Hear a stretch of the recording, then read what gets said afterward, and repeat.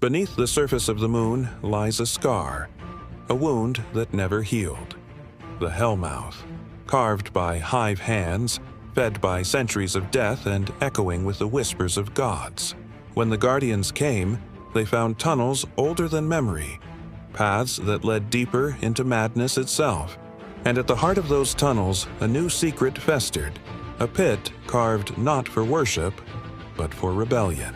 The Hive have always been ruled by the sword logic. Kill to prove your truth. But not all who serve the logic understand it the same way. The hidden swarm, under the rule of Hashladun, daughter of Crota, granddaughter of Oryx, began to question. They whispered that the Hive had grown weak, that the line of Oryx was failing. They sought to call upon the power of Crota himself, not to honor him, but to surpass him. And so they built their heresy in secret, a pit beneath the Hellmouth, where faith was tested not by prayer, but by defiance.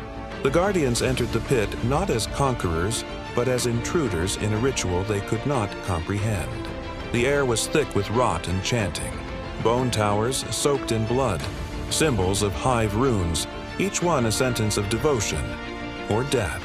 Every step downward was a rejection of light.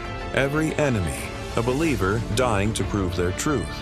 At the threshold, the necropolis loomed, a city of bones ruled by the faithful, each one guarding their own false god. The deeper the Guardian went, the louder the whispers became. You should not be here. This is not your war. Below the necropolis, the true test began.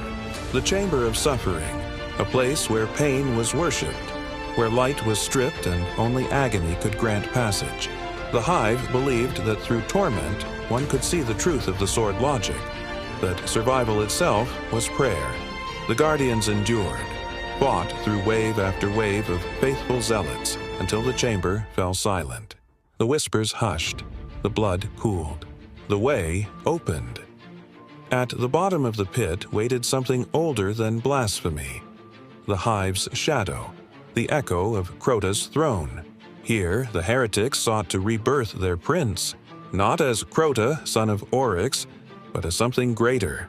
The ritual had failed. Their faith had consumed them. Their god was gone, but their hunger remained. So they built one of their own, Zulmak, instrument of torment, forged from the flesh of hive heroes, bound by runes of pain and pride. They crowned him with fire, anointed him with hatred, and called him God. And then, the light descended. Zulmak rose to meet the Guardian's challenge, a monster born of sin and desperation. He roared in fury, not for his gods, but for himself. His flames lit the pit in crimson light, and then were gone. When the dust settled, the heretics lay silent. The rebellion was crushed, Hashladun's line broken. The pit consumed by its own blasphemy. But deep within the stone, something still beats. The Hive whisper of a new faith, one that no longer kneels before gods but before the truth they tried to kill. The pit remains, waiting, testing, calling to any who would defy both light and darkness. Because in the end, heresy is just another word for evolution.